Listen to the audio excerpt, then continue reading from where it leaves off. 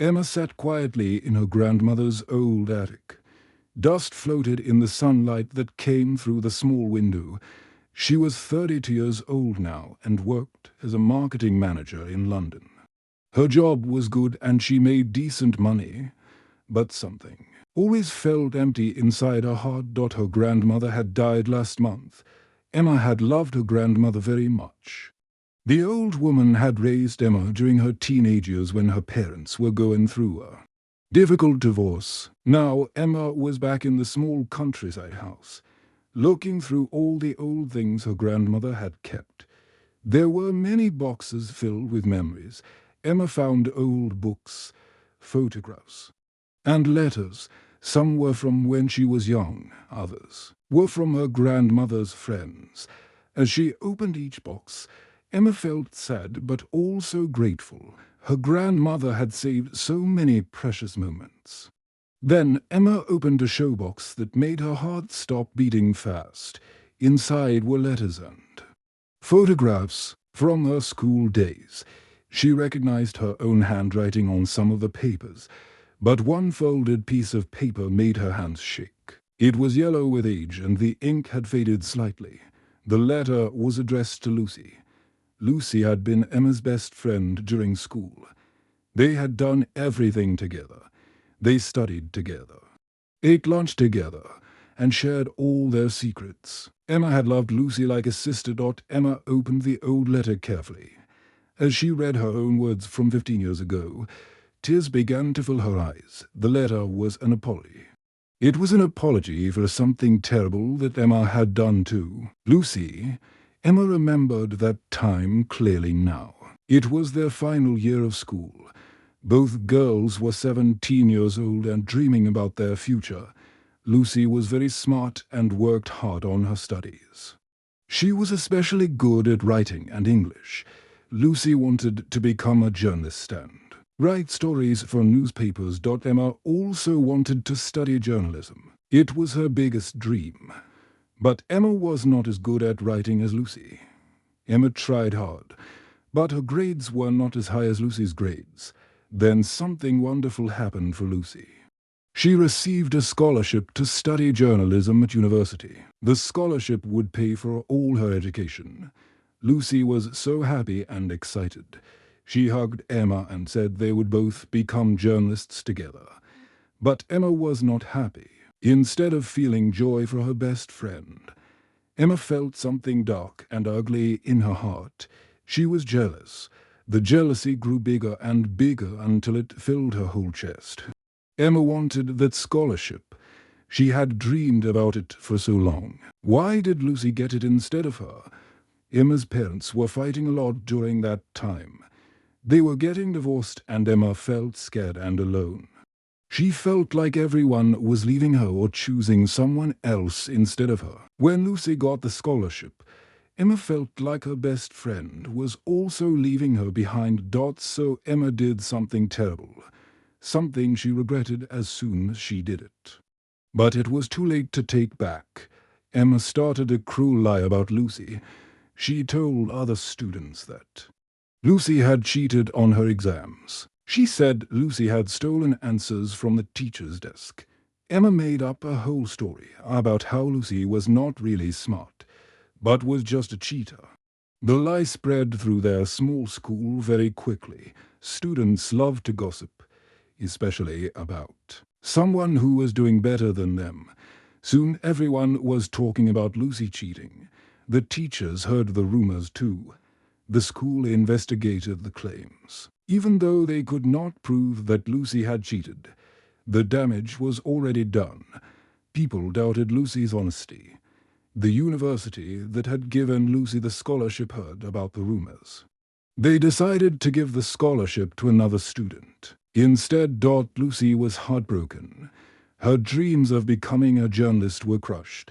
She cried every day. She could not understand why her best friend Emma was not supporting her during this difficult time.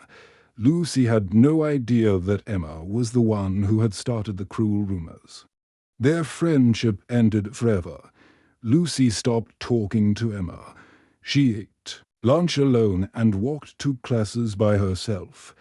Emma wanted to apologize and tell the truth, but she was too ashamed and scared. She was afraid that Lucy would hate her even more. The night before graduation, Emma wrote this apology letter. She wrote about how sorry she was. She wrote about her jealousy and fear. She explained that she had started the rumors because she was hurting inside. Emma wrote that she loved Lucy and never wanted to hurt her. But when graduation day came, Emma was too scared to give Lucy the letter. She kept it in her bag and never sent it. Lucy left town after graduation, and Emma never saw her again. Now, 15 years later, Emma held that same letter in her hands. She realized how this one terrible decision had shaped her entire life. She had become successful in her career. But she was always lonely. Emma was afraid to get close to people because she was scared they would leave her or hurt her. She was also scared that she might hurt them like she had hurt Lucy. Emma had built walls round her heart. She never let anyone see her real feelings. She never trusted anyone completely. Her life felt empty because she was always hiding her true self. Emma wiped the tears from her face and made an important decision. She was tired of running from her past. She was tired of carrying this heavy guilt in her heart. It was time to face what she had done 15 years ago. It was time to find Lucy and tell her the truth. Emma could not sleep for many nights after finding the old letter. She kept thinking about Lucy and wondering what had happened to her former best friend. Where was Lucy now? Was she happy?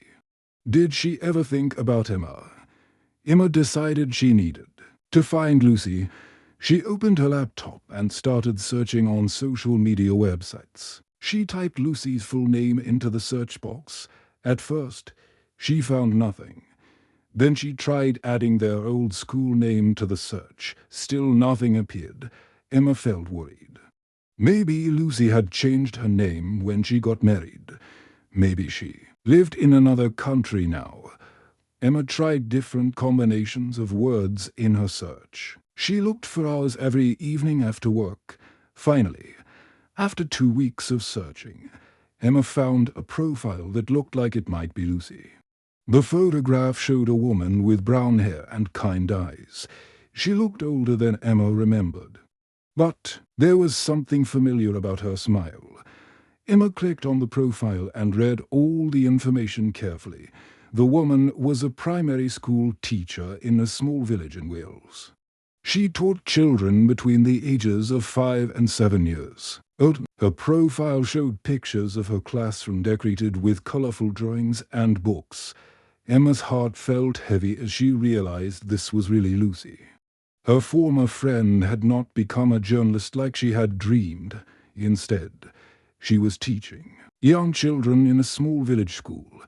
Emma noticed that Lucy's profile showed she was not married. There were no wedding photos or pictures with a husband. Emma wondered how different Lucy's life might have been if she had kept that scholarship 15 years ago. Maybe Lucy would have studied journalism at university. Maybe she would have become a writer for a big newspaper in London. Maybe she would have traveled around the world writing important stories. Instead, Lucy was living quietly in a small village, teaching children to read and write. Emma knew that teaching was a good job, and that Lucy probably loved working with children. But she also knew that Lucy had once dreamed of something bigger. As Emma learned more about Lucy's life, her own life started to fall apart. The guilt she carried became heavier every day. Emma found it hard to concentrate at work. She made mistakes in her presentations. She forgot important meetings with clients. Emma's relationship with her boyfriend James also began to have problems. James was a kind man who worked as an accountant. He had been dating Emma for 2 years and wanted their relationship to become more serious. But Emma found it difficult to open her heart to James. When he tried to talk about their future together, Emma changed the subject. When James asked about her feelings, Emma gave short answers. She could not explain why she felt so distant and cold. One evening, James sat down with Emma in their apartment. He looked sad and tired. "Emma, I feel like I don't really know you," James said quietly. "We've been together for 2 years, but you never share your real thoughts or feelings with me. It's like there's a wall between us that I can never break through."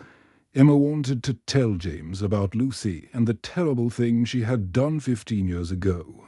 But the words would not come out of her mouth.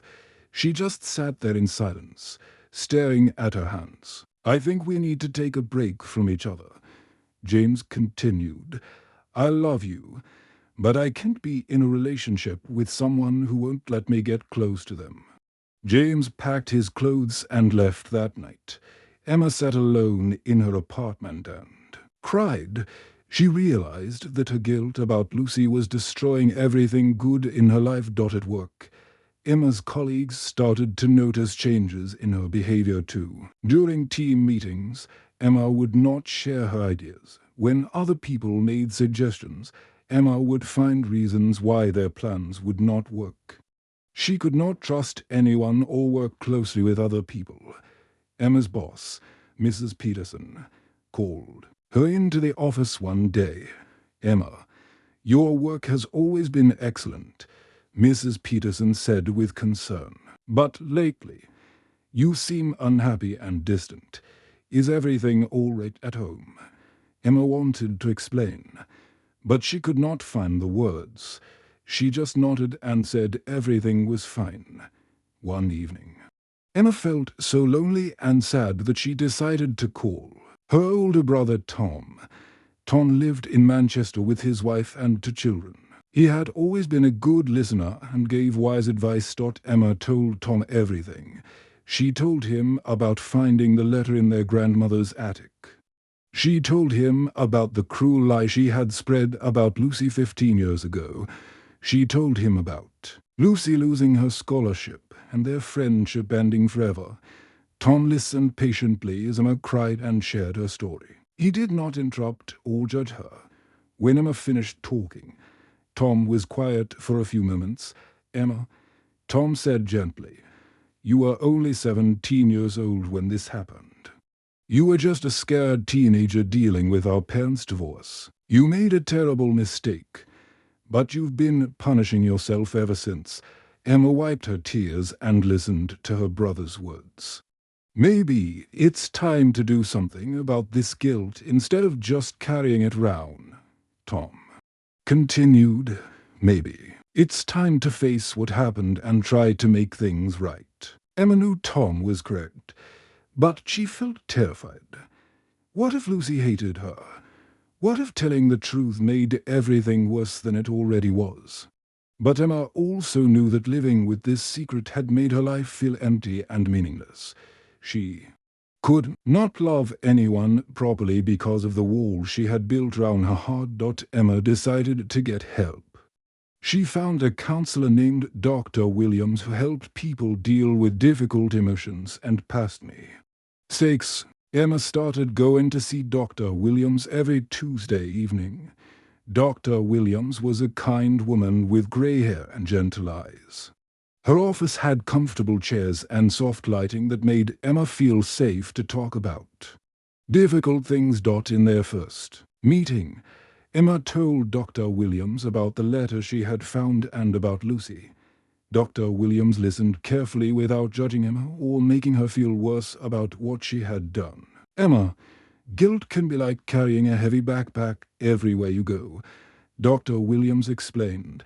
"Over time, it gets heavier and heavier until it stops you from moving forward in life. We need to help you learn how to put that backpack down." Dr. Williams suggested that Emma start by making small apologies to people she had hurt in recent years.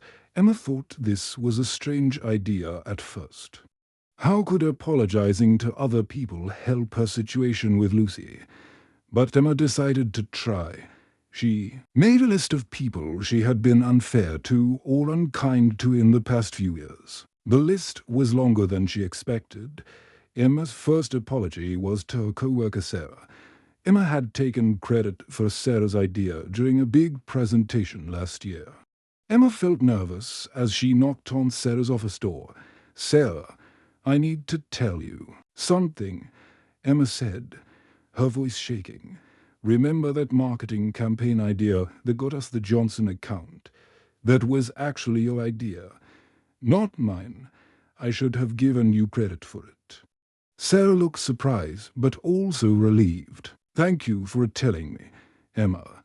I always wondered about that, but I was afraid to bring it up." Emma apologized to several other colleagues over the next few weeks. She apologized to her friend Rachel for cancelling their dinner plans multiple times without explanation. She apologized to her cousin Mark for missing his wedding because she was afraid of being around happy couples. Each apology was scary. But Emma noticed something interesting happening. After each conversation, she felt a little bit lighter inside. It was like Dr. Williams had said. She was slowly removing heavy stones from her heart. Emma also started volunteering at a local literacy center on Saturday mornings. The center helped adults who had never learned to read and write properly. Some of the students were older people who had grown up poor and never had the chance to go to school. Others were people from other countries who were learning English as a second language. Emma was amazed by the courage and determination of these students. There was an elderly man named George who was learning to read at age 65 because he wanted to read bedtime stories to his grandchildren. There was a young mother named Maria who was studying English so she could help her children with their homework. These people faced much bigger challenges than Emma had ever faced. But they kept trying to improve their lives. Their strength inspired Emma and gave her hope that she could also overcome her own problems. Working with the literacy students also reminded Emma how important words could be. Words could build people up or tear them down. Emma realized she had used her words to destroy Lucy's dreams, but now she could use words to help other people achieve their dreams. Despite these positive changes in Emma's life, the biggest challenge still remained. Emma needed to face Lucy and tell her the truth about what had happened 15 years ago. Emma tried many times to write a letter to Lucy. She would sit at her kitchen table with a blank piece of paper and try to find the right words. But how could she explain 15 years of silence? How could she apologize for destroying someone's dreams and changing the course of their entire life? Emma wrote draft after draft. But every letter sounded wrong. Some letters were too long and explained too much. Others were too short and did not say enough. Some letters focused too much on Emma's own guilt and pain. Others did not take enough responsibility for the harm Emma had caused after writing. Dozens of letters that ended up in the trash. Emma felt frustrated and hopeless. Maybe there were no right words for what she had done. Maybe some mistakes were too big to apologize for. One evening, Emma remembered Mrs. Davies, her grandmother's old friend. Mrs. Davies had known both Emma and Lucy during their school years. She had always been a wise woman who gave good advice. Emma found Mrs. Davies' phone number in her grandmother's old address book. Her hands shook as she dialed the number. "Mrs. Davies, this is Emma. I'm not sure if you remember me, but I was friends with my grandmother, Mrs. Thompson." "Of course I remember you, dear," Mrs. Davies said warmly. "You are always such a sweet girl. I was so sorry to hear about your grandmother's passing." Emma and Mrs. Davies talked for a few minutes about her grandmother's funeral and how much they both missed the kind old woman. Then Emma took a deep breath. "Mrs. Davies, I need to ask you about something that happened long ago. Do you remember my friend Lucy from school?" "Oh, yes," Mrs. Davies said thoughtfully. "I remember you and Lucy very well. You were inseparable for years. You did everything together. Then suddenly, near the end of school, something changed. You stopped being friends. I always wondered what really happened between you two girls." Emma's heart pounded.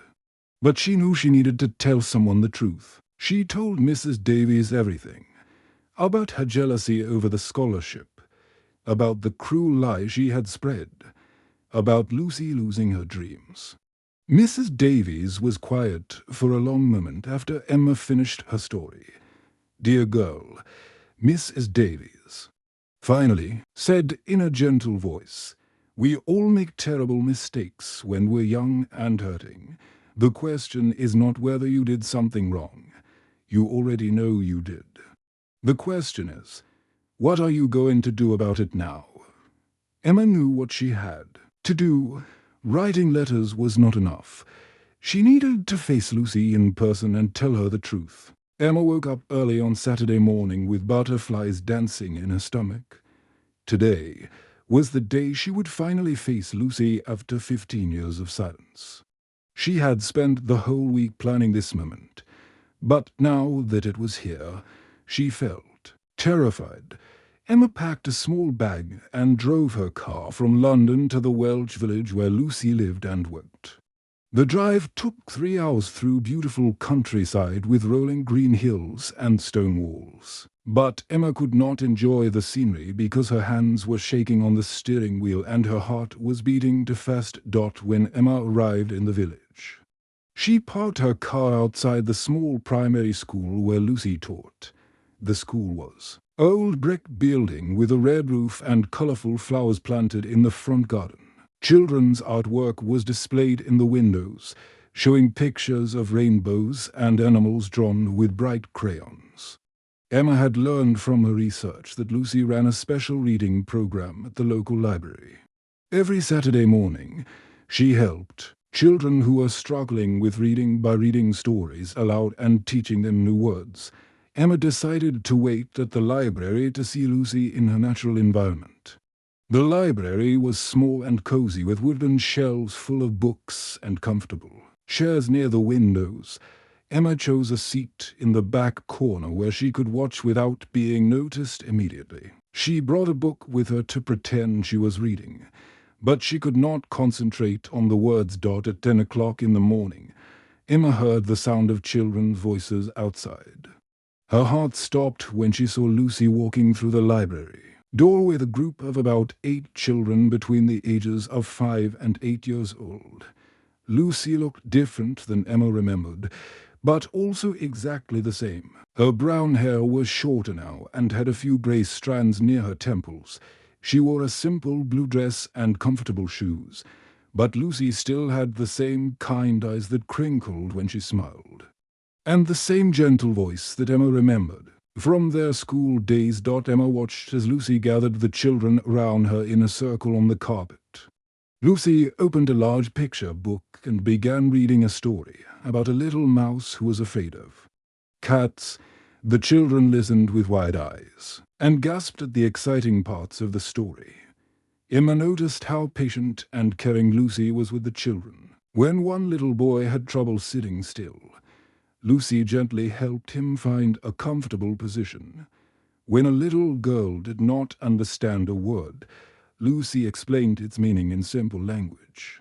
Lucy made funny voices for all the different characters in the story, which made the children giggle and laugh.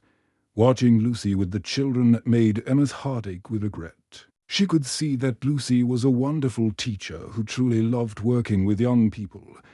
But Emma also wondered what Lucy might have been doing if she had kept that scholarship 15 years ago.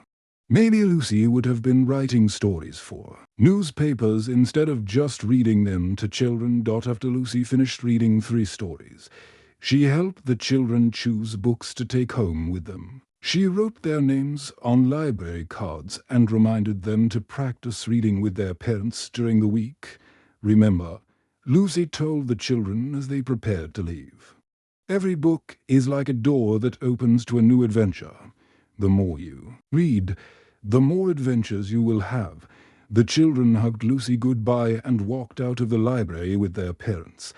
Emma watched from her corner seat, feeling more nervous with each passing minute. When the last child left, Lucy began putting the books back on the shelves and tidying up the reading area. Emma knew this was her chance. She took a deep breath and walked toward Lucy on shaking legs. "Lucy," Emma said softly, her voice barely louder than a whisper.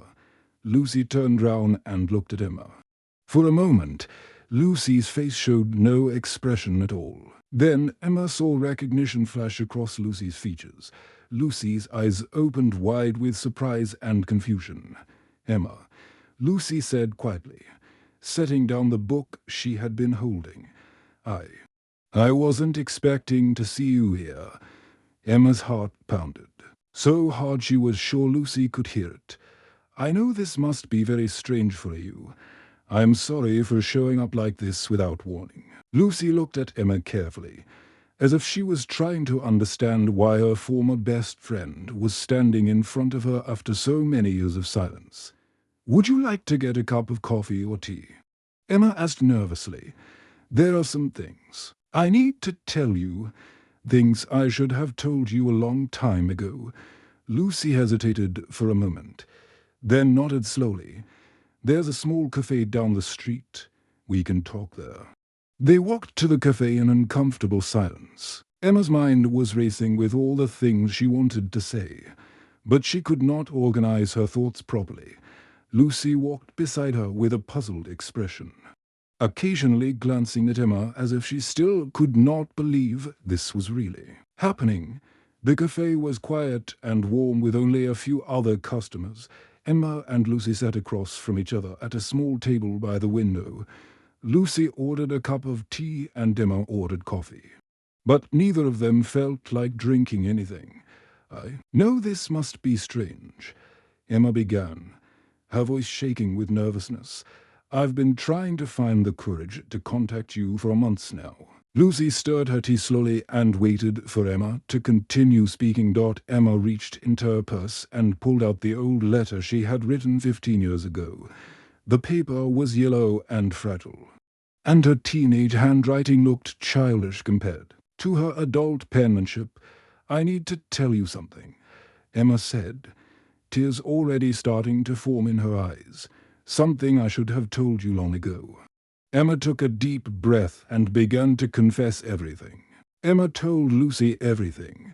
She spoke about her jealousy 15 years ago, about the cruel lie she had spread, and about the scholarship that Lucy had lost because of her actions. Emma's voice shook as she explained how she had written the apology letter but had been too scared to give it to Lucy. Lucy sat in complete silence, listening to every word. Her face showed many different emotions: surprise, hurt, anger, and confusion. Sometimes she looked like she wanted to speak, but she waited patiently for Emma to finish her story. When Emma finished talking, both women sat quietly for several minutes. Emma wiped tears from her eyes with a tissue. Lucy stared down at her cup of tea, processing everything she had just learned. Finally, Lucy spoke. "All these years," she said in a whisper, "I wondered what I had done wrong. I thought you hated me for some reason I could never understand. I kept thinking about our friendship and trying to figure out what had happened." Emma felt her heart break even more. "You didn't do anything wrong, Lucy. It was all me. I was jealous and scared, and I hurt you because of my own problems." Lucy was quiet again for a long time. Then she looked up at Emma with tears in her own eyes. "I won't lie to you, Emma," Lucy said slowly. "What you did changed my entire life. Losing that scholarship was the most devastating thing that had ever happened to me. I had planned my whole future around studying journalism at university." Emma nodded, still crying. "I know. I can never undo the damage I caused. I just needed you to know the truth, and I needed to tell you how sorry I am." Lucy took a sip of her tea and looked out the window at the quiet village street. "After I lost the scholarship, I felt completely lost. I didn't know what to do with my life. My parents couldn't afford to send me to university without the scholarship. Money." Emma listened, feeling the weight of her guilt growing heavier. "I spent a whole year feeling angry and confused," Lucy continued. "I applied for other scholarships. but it was too late. I worked in a shop for 2 years, saving money and trying to figure out what to do next. "I'm so sorry," Emma whispered. But then Lucy said something that surprised Emma completely. "But you know what? Maybe everything happened the way it was supposed to happen." Emma looked up in shock. She had not expected Lucy to say anything like this. Lucy smiled sadly. "Teaching these children has brought me more joy than I ever imagined possible. When I finally saved enough money to go to college, I studied education instead of journalism. I discovered that I love working with young people and helping them learn to read and write." Emma was amazed by Lucy's words. She had expected Lucy to be angry and bitter, but instead Lucy seemed to have found peace with how her life had turned out. "And I never stopped writing," Lucy added. "I'm actually finishing my first novel now. It's about a teacher in a small village who helps children discover the magic of stories. Maybe I wouldn't have written this book if I had become a newspaper journalist." Emma and Lucy talked for 3 more hours that afternoon. They shared stories about their lives over the past 15 years. Lucy told Emma about the children she taught and the books she loved. Emma told Lucy about her work, her failed relationships, and how guilty she had felt all these years. They did not become best friends again that day. Too much time had passed, and too much pain had been caused for them to simply return to their old friendship. But they found something even more valuable: understanding and closure. When it was time to leave, Lucy hugged Emma gently. "Thank you for finally telling me the truth," Lucy said. "I needed to hear it, even though it was painful." Emma drove home to London feeling different than she had felt in 15 years. The heavy weight of guilt was still there, but it felt lighter. Somehow, she had finally done the right thing by telling Lucy the truth. 3 months later, Emma received a letter in the mail. She recognized Lucy's handwriting immediately. Emma's hands shook as she opened the envelope. The letter was short but kind. Lucy had written, "Dear Emma, thank you for finally telling me the truth. We both deserved that. I hope you can forgive yourself now and build the life you were meant to live. I wish you all the happiness in the world. With understanding, Lucy." Reading Lucy's words made Emma cry. But these were different tears. They were tears of relief and gratitude instead of guilt and shame. Emma decided to use her experience to help other people. She started a foundation that provided scholarships for young writers, especially those from difficult backgrounds who needed financial help to pursue their dreams. Emma found purpose in lifting other people up instead of tearing them down. Emma never got her old friendship with Lucy back, but she got something even better. She got herself back. She learned to trust other people and let them get close to her heart. She fell in love with a kind man named David who worked as a teacher. David appreciated Emma's honesty and her commitment to helping others. Emma and David built a life together filled with honest, meaningful relationships. Emma learned to share her real feelings and to trust that people would not leave her if she showed them who she really was. Emma kept the old apology letter on her desk at work. But now it was framed like a piece of art. The letter was no longer a reminder of her shame and guilt. Instead, it had become a symbol of the courage it takes to face our mistakes and grow from them into better people.